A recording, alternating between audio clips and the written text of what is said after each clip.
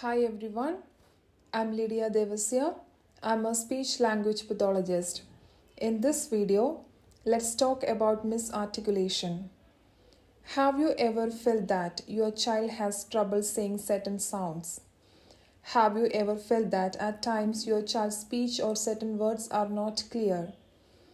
If the answer to any of these questions are in the affirmative, then please understand that your child is exhibiting misarticulation due to which he or she is facing difficulty in articulating certain sounds.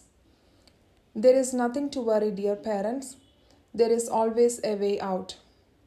In this video, we will be discussing certain easy tips that you could employ to improve your child's articulation skills. So stay tuned. The first task is to identify the sounds that your child is facing issues with in terms of articulating.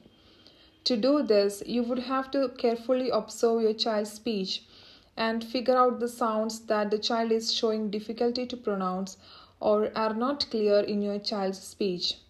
Once such sounds are identified, then we can work on improving the articulation of these sounds. Here, you have to work on the target sounds. We would have to break down the process. So you should start at the basic level. Start from the syllable level and work up to the connected speech level. For instance, if you are practicing p, start with pa or ap.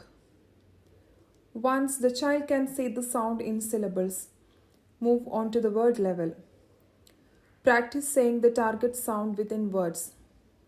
To continue our p example, practice pen or pen and cup. It is important to practice saying the sound in the initial, medial and final position. Once the child can say sound in words, the phrase and sentence level is next. You could then ask your child to speak sentences using these words such as I write with pen, I like apple, I see a cup, so on and so forth. Conversation is the last step. The goal here is to ensure that the child must say the target sound correctly during a conversation. Now, let's see how to work on the target sound using verbal, visual and tactile cues. First, let's talk about verbal cues. Here, you would have to demonstrate to your child how to articulate these sounds. For instance, show your child how to move the lips, tongue, teeth, and jaw while producing the sound.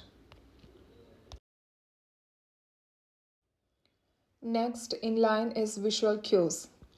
When we talk about visual cues, you could use a mirror to show the production of sound.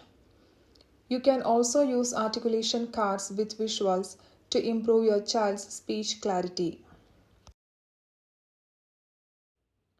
Now, let us move on to tactile cues.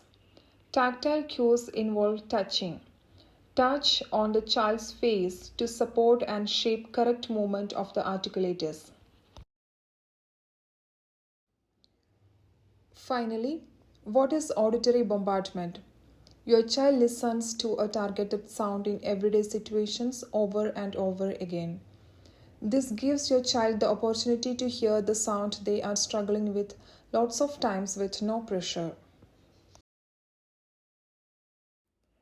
To summarize this topic, if you notice that your child is exhibiting misarticulation, then you should first identify the sounds that your child has trouble speaking and work on improving them using verbal, visual, tactile cues and auditory bombardment. Please note that through continuous practice, support and encouragement, you can improve your child's articulation.